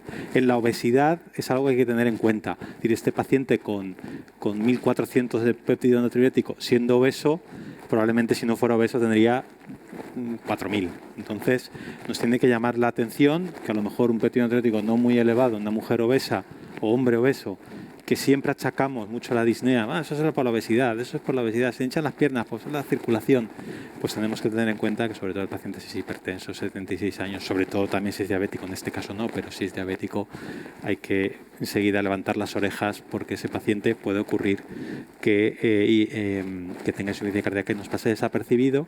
Y algo muy importante que ha dicho Andrea, los diuréticos tiacídicos estaban ocultando esos edemas que luego aparecieron después y que mejoraron con otro diurético de ASA, ¿no? Yo creo que es un caso bastante típico de que se nos escapa a todos, ¿eh? Siempre lo achacamos a la obesidad y decimos que se fatiga por eso. Este paciente concretamente tenía disfunción renal. Esa elevación de péptidos en el paciente renal, ¿qué nos puede ayudar para diferenciar que eso es insuficiencia renal, es insuficiencia cardíaca? En 1400 es raro que solo por la insuficiencia renal se elevara, pero bueno, también nos puede ayudar lo que has comentado del CA125. El CA125 es utilizado como un marcador tumoral, es un marcador bastante accesible, están todas las analíticas, es así, nadie te pone ninguna restricción, es barato y nos aproxima mucho sobre todo a la congestión sistémica, la congestión visceral. Un edema agudo de pulmón quizás no nos ayuda mucho, porque se eleva poco, se eleva mucho más el ProBNP, pero un paciente con congestión sistémica, con ascitis, con edemas, etcétera, sí que está muy elevado y también nos sirve muchas veces como pronóstico. Ese paciente que mejora con tratamiento diurético baja el NT-proBNP, pero el CA125 continúa elevado, ese paciente va a ser de alto riesgo, lo tenemos que controlar más de cerca. ¿Hay algún punto de corte para el CA125? Clásicamente se utiliza 35 como punto de corte, pero probablemente sea lineal. Cuanto más CA125 tengas, más... Quizás en el paciente ambulatorio no sea 35, igual es un nivel más claro, bajo. Probablemente será más bajo. Sea más bajo. Vale. Por debajo de 10, 12, ¿no? Este paciente tenía 12,4. Tenía 12,4. Eso es. Podemos tener un paciente de este tipo con una sospecha clínica muy elevada, con comorbilidades, en el que quizá el NT-proBNP no esté muy elevado y sin embargo el CA125 porque su clínica fundamental sea de edema distal, claro, y debemos sospecharlo igualmente. Exacto. Sí, vale. Sí, nos puede ayudar. Perfecto. En este paciente, ya lo hemos comentado, la ecocardio nos va a tardar. A veces cuando nos llegan los informes de ecocardio, o los que estamos un poco quizás más interesados o buscamos el tema de la insuficiencia cardíaca, ¿debemos fijarnos en algún parámetro específico a la hora de...? Porque probablemente en el informe no te va a decir. Muchas veces pide la ecocardio y no se hace una valoración por el cardiólogo previamente, sino que hacen la ecocardio, el informe y ya está. Y ellos no te van a poner ahí el diagnóstico. El paciente tiene insuficiencia cardíaca, fracción de eyección preservada. ¿Debemos buscar en ese informe qué parámetros? Pues sobre todo lo que has comentado de este paciente, la dilatación de aurícula izquierda, eso es un dato importante para la insuficiencia cardíaca con fracción de eyección preservada, y luego las alteraciones que decimos, alteraciones de la relajación, alteraciones diastólicas, ¿no? Son alteraciones de la onda E y la onda A, y luego también te ayuda pues el tema de la vena cava, que está dilatada, si está por encima de 20 milímetros o no colapsa con la inspiración, eso también es un dato de congestión, y otros parámetros ya de strain longitudinal, tal, pero son más unos conceptos un poquito más, digamos, más extraños, ¿no? Pero fundamentalmente, si tiene dilatación de aurícula izquierda, hipertrofia ventricular izquierda, como era este paciente, y si os dicen algo de alteración de la relajación, ya tenéis el diagnóstico claro de que tiene insuficiencia cardíaca. Vale, tenemos una pregunta en el chat. Sí, me preguntan, lo has comentado tú, pero una compañera nos pregunta sobre la pauta de ISGLT2. Nos preguntan, ¿no se puede pautar ISGLT2 en insuficiencia cardíaca con fracción preservada si no tienes diabetes con las evidencias actuales? Ella dice que pensaba que pasaba a ser una de las únicas herramientas que han confirmado un beneficio en estos pacientes. Entonces, ¿cuál es la situación actual para prescribir? Es la única, la empagliflozina a día de hoy es la única herramienta que ha demostrado un beneficio en FEBI preservada, pero como comentándolo con Rubén, está en ficha técnica, ¿de acuerdo? En tratamiento para insuficiencia cardíaca crónica está en ficha técnica, pero todavía no tiene precio de reembolso, ¿de acuerdo? Es decir, no está financiado y entonces no se puede todavía pautar por abucasis el paciente. Para ese diagnóstico. Eso es, vale. Sí, para el paciente diabético obviamente por supuesto que sí. Además, todo paciente diabético que tenemos que la mayoría tienen alto riesgo cardiovascular porque llevan más de 10 años con diabetes, debería llevar un ISGLT2. Sí. Es que ya llegamos a pensar, paciente con insuficiencia cardíaca, oye, que sea un poco diabético. Ojalá, sí. Porque ya pensamos que sea un poco diabético para poder ponérselo, Eso ¿vale? Bueno, a veces hay que buscar activamente la comorbilidad de la diabetes con una hemoglobina glicosilada y si nos sale de 6 y algo, pues la verdad es que te da mucha... Claro. Eso nos ocurre igual que con los análogos GLP-1, es decir, oye, que tenga 31, que tenga 30 y algo de IMC. Porque el beneficio lo va a tener. Porque el beneficio lo va a tener y lo tendría aunque estuviera en 29. Eso es. ¿Vale? Bueno, al final es cuestión de tiempo, ¿no? Claro. Un poco, es cuestión de tiempo, sí. Tipo burocrático de que el precio y la financiación esté, si está en ficha técnica, teóricamente la indicación está, nosotros podríamos ponerlos a nuestros pacientes, lo que pasa es que el sistema sanitario en este momento, a día de hoy, todavía no lo financia. El paciente podría pagárselo. Sí. Eso, hasta que llegue ese tenerlo día en cuenta. que podamos pautarlo, que ahora hablaremos de seguridad, de efectos adversos. Mañana, el lunes, que me encuentro a este paciente con la sospecha y que tengo disponibilidad de los péptidos y aún no tengo los parámetros ecocardiográficos, ¿qué hago con este paciente? ¿Qué usáis, por ejemplo, Inma, María José? ¿Qué tipo de diurético usáis? ¿Diurético de ASA, furosemida, torasemida? ¿Con qué manejáis a estos pacientes? Si hay signos de congestión, furosemida o torasemida, ¿no? Generalmente uno de los dos.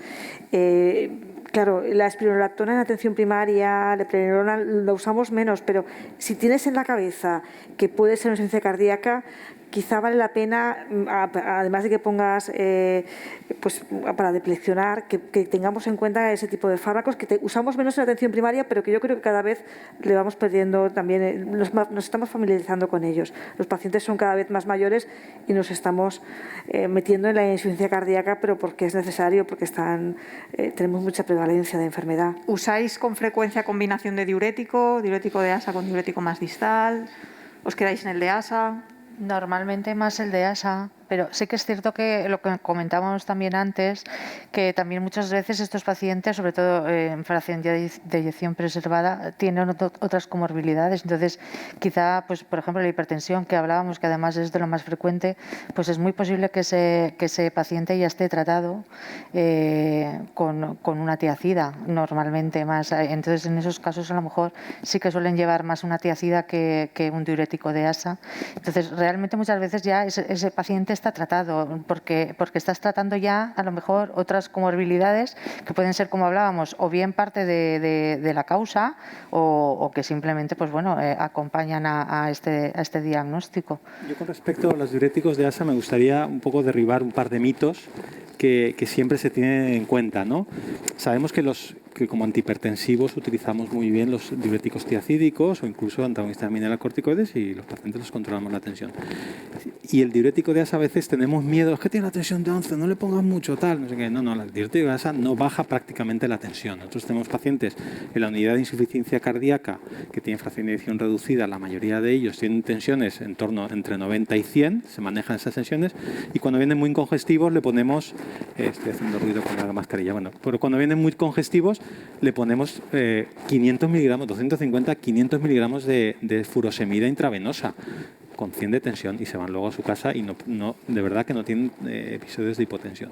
Y el segundo mito es ese de que, a ver si lo voy a depleccionar tanto, esto Verónica, suscribirá lo que digo y podrá añadir incluso, a ver si lo voy a depleccionar tanto que voy a empeorar la función renal. Muchas veces el empeoramiento de la función renal es por el aumento de congestión, que es síndrome cardiorrenal. Entonces, descongestionar al paciente mejora la función renal. ¿Y la cardíaca? Así es. La cardíaca, por supuesto. Eso es, que es lo que se viene llamando la nefropatía congestiva, ¿no? Que la mayoría de veces en estos casos pues ya sabemos que el deterioro de función renal en estos pacientes es por la congestión, no por ningún tipo de bajo gasto, sino porque es por la propia congestión. Y lo que hay que es decongestionar. Y si tú el paciente estás mejorando esa congestión, el paciente está mejorando clínicamente, aunque veas ahí un cierto deterioro de función renal, si ese paciente está yendo bien con la congestión, no tienes que preocuparte, hay que seguir la evolución y ya está. Congestión, el diurético de ASA no baja mucho la tensión y mejora la función renal. Eso es, así es. O sea, no tengamos ningún tipo de... Respecto a lo de antes, porque hay un poquito de confusión. Nos preguntan concretar en la fracción de eyección reducida, nos vuelven a preguntar EMPA, DAPA y SGLT2. ¿Hay diferencias en cuanto a financiación o poder recetar? Vale. La idea que yo tengo a día de hoy es que tanto DAPA como EMPA tienen estudios que han mostrado en la reducida, que han mostrado beneficio, pero en principio hasta hoy yo creo que la que estaba financiada es la DAPA en reducida, porque yo creo que debido al estudio del Emperor Preserve, realmente empagliflozina querrá sacar todo lo que es el espectro de la FEBI y están en negociaciones para eso. Vale. Pongámonos ya de aquí a un mes, 2 meses, que ya tengamos la empagliflozina para el paciente con fracción de eyección preservada, insuficiencia cardíaca, sin diabetes. ¿Hay algún paciente en el que tengáis la precaución o que digáis, a este paciente no se lo puedo poner por esta característica? Estoy hablando quizá paciente muy mayor con infecciones urinarias de repetición o con isquemias críticas, miembros inferiores. No lo sé. ¿Tenéis algún paciente en el que os penséis o haya algún problema de seguridad con estos fármacos? A mí. Vale. Andrea o... La experiencia que tengo es que los pacientes lo toleran bastante bien. No hay mucha retirada del fármaco por mala tolerancia. Yo, por mi experiencia. ¿Y tenéis algún paciente en el que digáis, a este no lo pongo? No, en principio, bueno, hay que tener en cuenta un poco lo que es el filtrado glomerular, porque claro, por debajo de 30 o decían incluso de 20, creo que la EMPA pues ya no, pero más que nada también por el mecanismo de acción, pero vamos, si no es por eso, en principio no. La única dificultad a veces, yo sé que me he encontrado algún caso, pero no es lo habitual tampoco, son las infecciones vaginales a lo mejor o micóticas, ¿no? Que pueden haber de repetición, que no es la mayoría. Sí que es cierto que a veces hay algún paciente que de vez en cuando les das tratamiento y ya está. Yo sé que tenía a lo mejor algún caso, pero aislado, que sí que han sido de repetición y al final no lo han tolerado. Estoy hablando tampoco cuando lo he usado en diabéticos, claro, no era en caso de reforzar la seguridad cardíaca. de este tipo de fármacos en nuestros pacientes con muchas comorbilidades. Pero son muy buenos, vamos, se toleran fenomenal. La verdad es que los efectos, vamos, son muy buenos. Yo creo que a veces, tanto atención primaria como igual los internistas menos cardio, los pacientes están tan frágiles, creo que para iniciar este fármaco realmente podemos revisar el resto de tratamientos que llevan, porque a veces llevan diuréticos sin estar congestivos y realmente se pueden quitar porque no tienen edemas, y vas a mejorar, vas a introducir un fármaco que puede dar un poquito de hipotensión y además te va a ayudar también al bajar un poco el potasio que hace. Si quieres, si además están con IECAS y eso, puedes bajar hasta la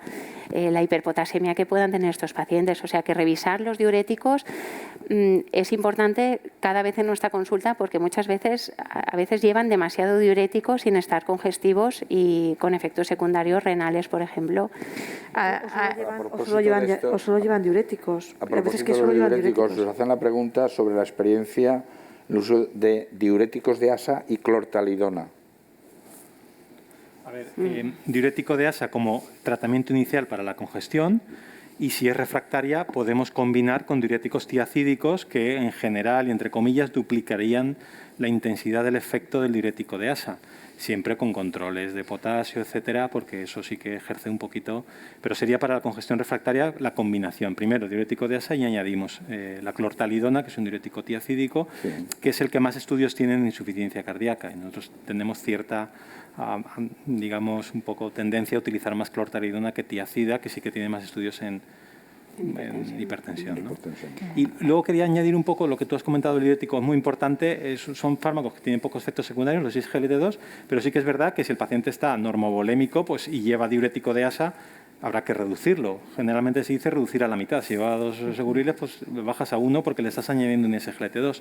Si está hipervolémico, es decir, tiene congestión, le estás añadiendo el diurético de ASA, pues perdón, le estás añadiendo el SGLT2, con lo cual mejorará la congestión, no habría que quitárselo.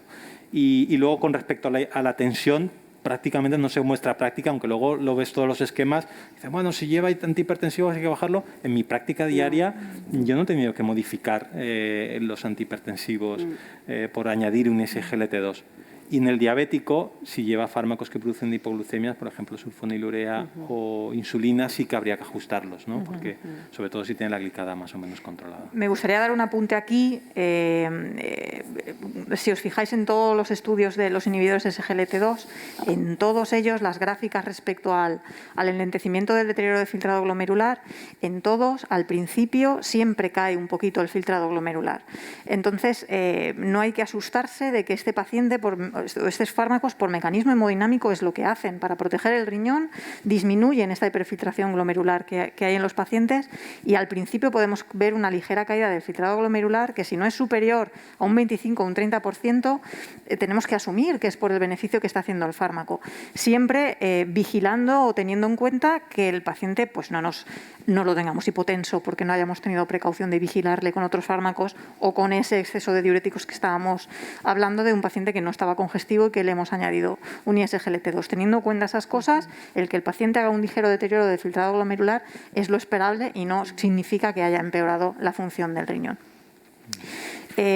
Y luego, respecto a lo que estabais comentando de quizás tener que reducir antidiabéticos, recordar que son fármacos que cuando el filtrado glomerular cae por debajo de 60, pero sobre todo con un filtrados por debajo de 45, estoy hablando en el caso de diabetes, son fármacos que en el poder para bajar la hemoglobina glicosilada es escaso. O sea, que no lo busquemos como un fármaco en ese paciente con filtrados bajos que nos va a bajar la hemoglobina glicosilada porque no va a ser así.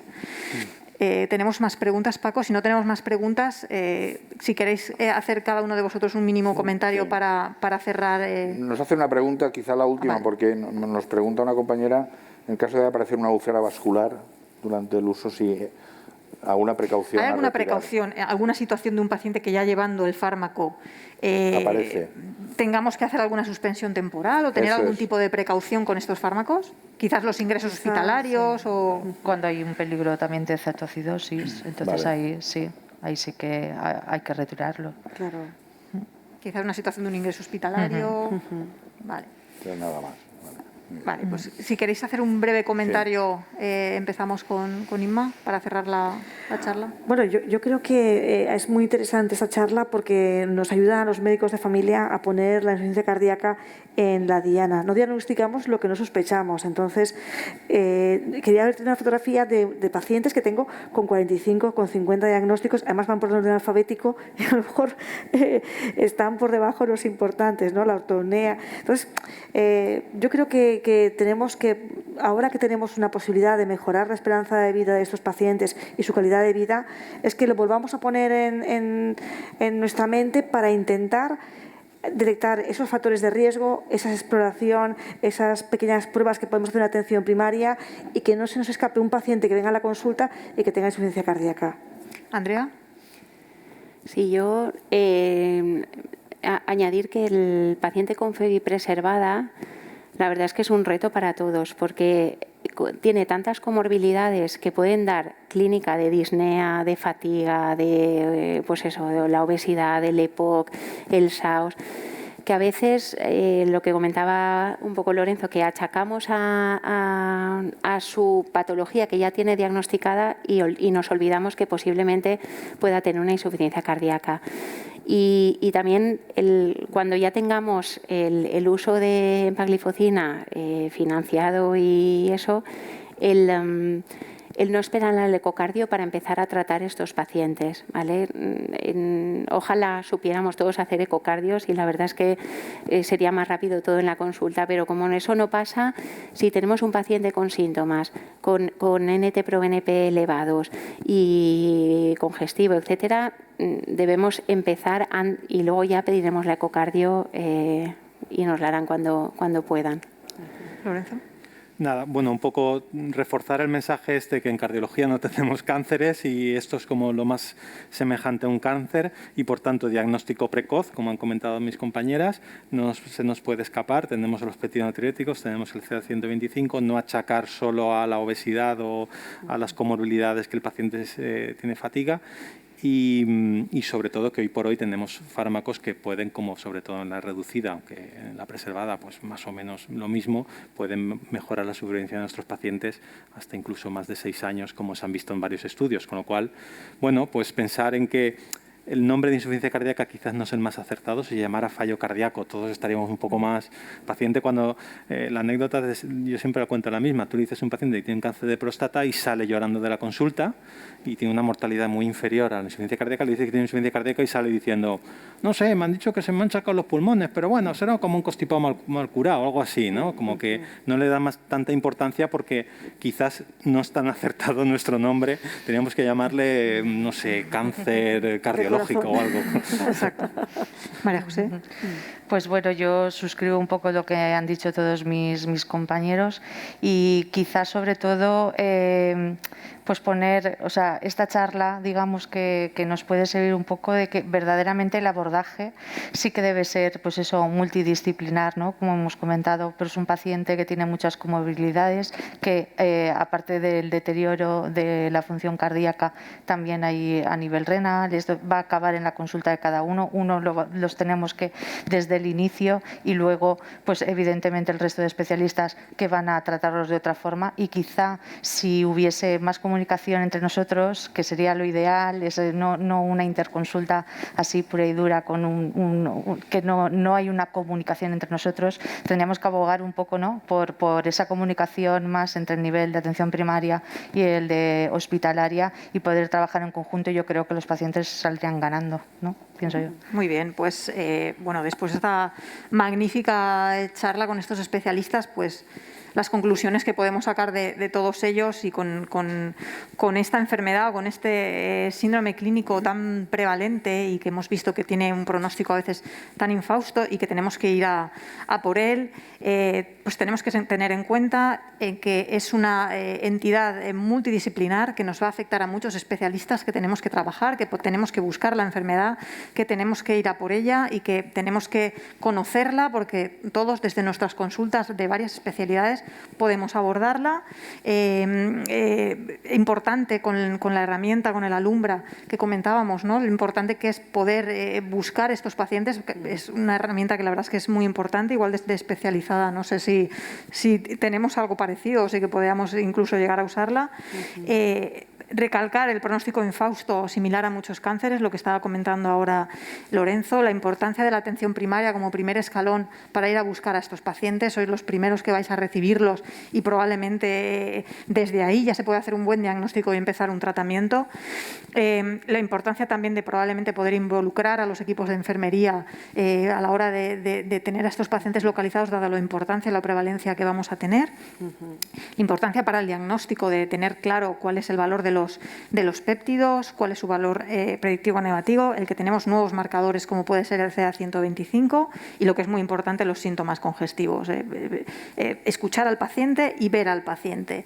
Y luego tenemos nuevas herramientas que quizás probablemente pues podemos ir introduciendo en las consultas, como es la ecografía básica, simple, que podemos aprender todos a hacerla y recalcar la importancia de esta enfermedad porque hasta ahora solo podíamos manejarla o los síntomas congestivos tenemos tenemos los diuréticos que ya conocemos, pero a partir de ahora tenemos una nueva familia de fármacos. En este caso tenemos la empagliflozina, ya tenemos evidencia, tenemos indicación de su uso para estos pacientes, ya tenemos un medicamento que ha demostrado mejorar el pronóstico y, por tanto, es importante, una vez más, que busquemos y que diagnostiquemos a estos pacientes porque ya vamos a poder aportarles un beneficio.